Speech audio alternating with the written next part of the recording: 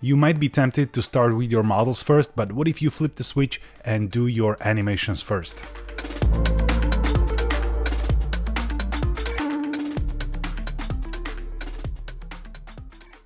Hey everyone, welcome to my new video. Today I will show you how I needed to approach this project differently, but also I will show you the most important and noteworthy moments from the modeling and texturing side of things. And I really hope you will enjoy this one, and if you do, please don't forget to leave the like, and if you're new around here and want to learn everything Blender, hit that subscribe.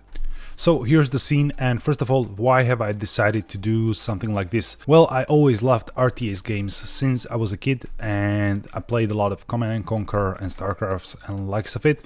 And the genre is slowly coming back, but I really love the aesthetics. That's probably why I gravitated so much towards the isometric designs lately, and creating something that looks like it's cut out from the RTS games really helps me to expand my classic isometric style from the restricted dioramas to building whole worlds. So that's basically the main driver behind this. And I always start my designs with references, and here I was inspired a lot by the science fiction designs from the movies like Lightyear from Pixar. You can even see some of the references right here. I really loved the kind of 80s classic sci-fi aesthetics of it, a little bit blocky, a little bit bulky, but also some influences like Mass Effect and classic science fiction operas like that. And when I gather a lot of references and shots and mood shots like this, I then compress them into like a board with selected details that I really want to include. So you can see some tiny details here that I really loved. This brutalist concrete structure with the walk around it, and structures like this from the Lightyear. And if I switch back, you can clearly see the influences here, and you don't necessarily need to copy everything one by one, but it kind of just nudges you toward some kind of execution, like for example these vents on the building here and this structure right here, which kind of resembles the sketch from the mood board, and also this like large concrete brutalist building here with the walk around it. So the references and the influences are clearly there, but I make it my own by thinking about the layout, about thinking what to put where, and I do that in Sketch. And here I kind of think about the layout, about the story behind the piece, and it helps you to decide on the main theme. So for me, this was about creating a spaceport. That was the name of the theme I came up with. So everything you see here is somewhat connected to that name. We have some building right here that provides an energy. There's something that looks like a control tower, and the brutalist concrete building is an entrance to the underground facility, which might be connected to this like underground launch pad that opens and extends when you need to launch the rocket ship. And there's some cargo holder right here and some drop ship that might be responsible for carrying that cargo around. So that's how I approach this in terms of like storytelling and breathing some life into the piece, not just assembling random buildings and random models. And then the absolute first step that I did in Blender was just to block out the scene. I just placed some camera in the scene and blocked out the buildings using just the simple primitives like cones and boxes and everything, just to settle things around and find them a place, play with proportions, with the sizing of these items, because I really wanted to make this RTS like. So I knew that the buildings cannot be like a real life-size buildings, but at the same time some sense of proportion is always important. So I use this armature, human armature, to move around and compare to the sizes of the buildings and vehicles, so I kind of have some reference point. If you just started Blender and you need to understand basics, check out my free starter course.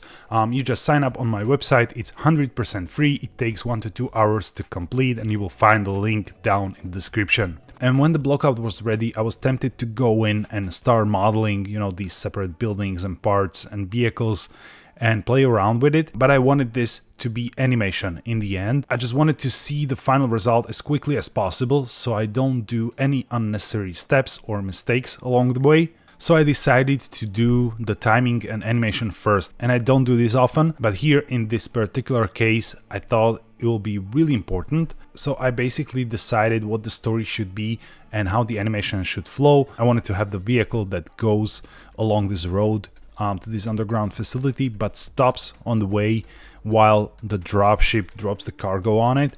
And I really wanted to block this out because I needed to take care of some really particular problems like the cargo handoff and stuff like that. So as you can see, I created these curves. This was the curve for the dropship fly path, and right here I have the curve for the vehicle movement.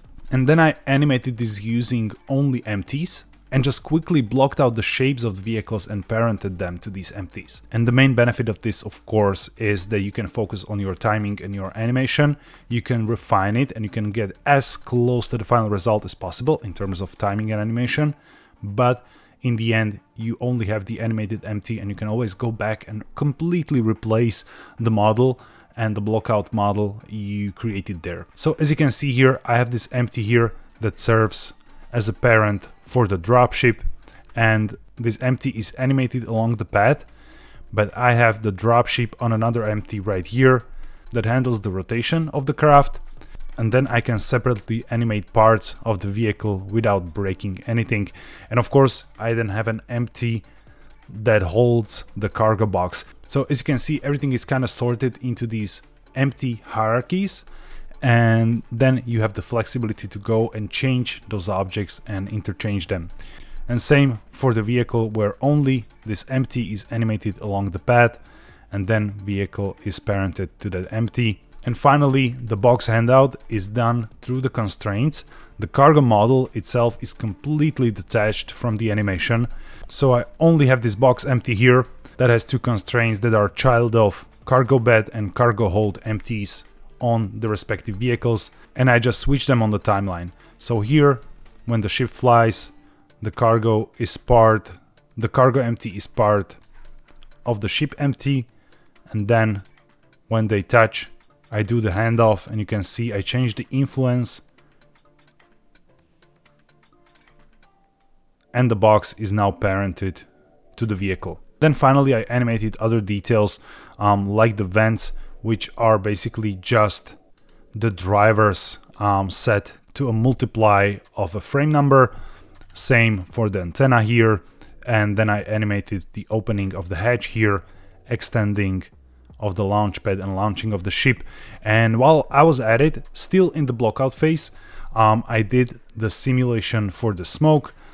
So as you can see here, there's a baked-in smoke connected to the ship launch, and this was all done before I modeled anything in detail. And when I had this simple blockout ready, I could go in and refine the movements. So I checked the timing of the animation, the way how the vehicle goes through the curves, if I need to slow it down or speed it up in the curve graph editor. And then I also included camera movement, so I can track the vehicle, track the dropship movement, and can pan the camera towards where the hatch starts to open and ship goes out, and the viewer can shift his focus to the animation and the smoke simulation and everything that's happening in the scene.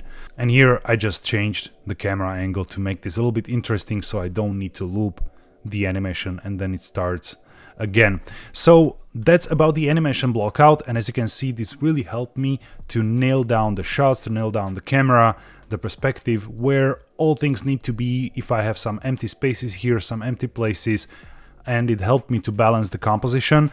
And then I could just go in and model each of the assets one by one, relax a little bit, with the peace of mind that the main bulk of work, the animation and timing, is ready. And the way I approach the modeling is pretty standard. If you watch any of my modeling videos or modeling tutorials, I basically do some rough shapes here on the control tower.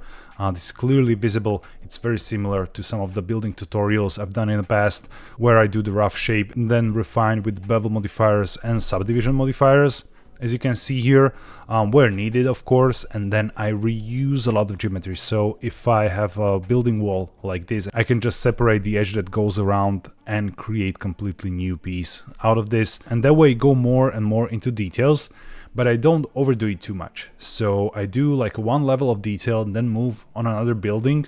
And then if I look from afar and think that, okay, here I could benefit from some more details, or something more visually interesting, I then go in and model it.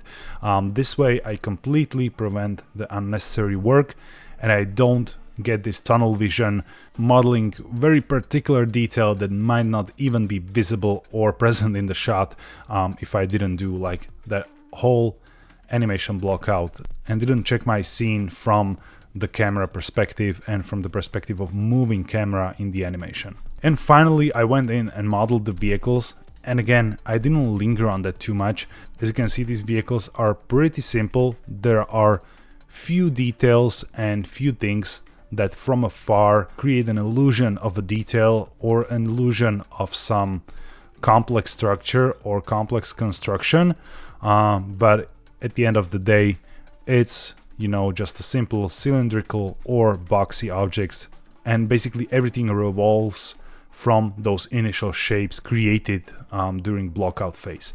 The spaceship kind of resembles what Buzz Lightyear was flying in the movie, because again, I was really inspired by that. By the way, if you haven't seen it, I strongly recommend to go and watch Pixar's Lightyear, because the visuals and design and art direction on that movie and the lighting they do is simply, you know, out of this world. I always find myself just mesmerized with what they created there. And finally, with the animation and modeling phase somewhat behind me, I was able to focus on the texturing, and the first thing to get it out of the way and to kind of set the stage for the rest of the piece was to create the ground texture, because there is a lot happening on the ground in terms of like markings and where the road is and where the dirt should be. So I wanted to nail this one first, and the way I approached this, basically I just took the ground plane and unwrapped it together with the bottom part of the building here, so the UV textures were aligned, and then I just took the screenshot from a top view and saved it as an image and brought it to my iPad Procreate and used Procreate's brushes to kind of paint in all of these markings and lines on the road to kind of set the scaffolding for the base, and I just brought it back in as an image into the texturing process. And then I searched for some textures on Polyhaven library. I found this nice aerial dirt map and the asphalt. Both offer the level of detail that was usable for this kind of perspective and this kind of level of zoom in the scene. So I just used them here in the UCU Paint add-on, where I placed the asphalt. On top of it, I placed the dirt.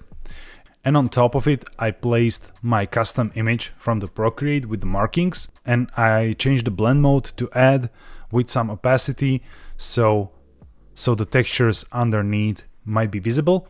And then I just painted the mask over the ground map so I can mask out, you know, the asphalt and the ground.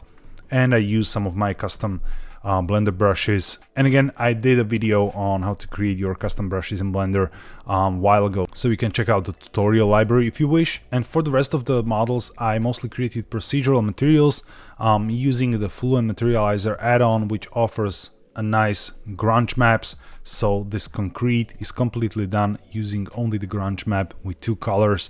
There's actually no image texture from any library present here, and it also offers some nice edge masks, so you can create some, you know, wear and tear on your models, like you can see here on the edges. But I wanted one additional level of detail, and that's this kind of sci-fi greeble on the panels, as you can see here on this power plant, and there are multiple of those. So for example, on the roof here, you can see some sci-fi greeble, and there's an actually nice trick how to do this. I basically just use this free web tool that serves as a generator for displacement maps, but you don't need to use this as a displacement. You also can use this as a normal map, and there's a way to randomize it. So you just randomize it and render it out, and you know, based on what you get, you can kind of tweak it out. Some of these are really complex, so the moment you see something, you might need to go in and check what preferences changed, what is, you know, what's enabled, what's disabled, and then tweak it more to your liking. And I exported really large image, basically an 8K texture, because I wanted to use across all of my models. So even though the texture is really large, all of the models are using a single texture. so the performance is quite okay, and you can see it here on the ship as well. The way you do this, you simply unwrap some part, plug in the material that uses this map as a normal channel, and then you just scale your UVs or move them around and look for something interesting. And when you're satisfied, you just move on and create another piece. As you can see here, I moved it somewhere here to create, you know, this kind of visual. And finally, with this level of zoom, when you're working with isometric design, this gets you more than satisfying result in terms of the level of detail and how the greeble is readable from this distance and from this perspective. And finally, if you're interested in lighting, there's not much here. Basically, I used some global fog here to blend everything together a little bit. And with the smoke, I just used 2 point lights here that serve as the engine lights on the ship. And I placed some of the point lights around the scene, like underneath the bunker there, or here underneath the power plant. But other than that, this is mostly one sunlight right here that creates like a main directional light, and then I used these strong, very strong aerial lights to kind of flood the scene with the lights from above, and this creates this nice, you know, stylized effects. I didn't want to go for realism. I wanted this to feel kind of like models on a war game, if you play like a tabletop war game or something. And for me, that's kind of this, you know, RTS visual style. And that's basically it. Then I just set the rendering to render out HDR, because I like to upload HDR animations to the Instagram, and it was ready. Even though it looks really simple, it took a lot of time. The footage itself has around like 8 hours. So the next week when I upload this as a time-lapse, even the time-lapse will probably be like 3 hours long. And that's only the footage, that's not accounting for the time I spent outside of recording to figure something out. So it took me a while, but I'm really glad I spent this time. It was really a blast to create this kind of RTS inspired spaceport sci-fi animation, and I hope you enjoyed this one as well. And again, if you did, please leave that like, and if you want to see more like this in the future, hit that subscribe. Thank you all for watching, and have a wonderful day.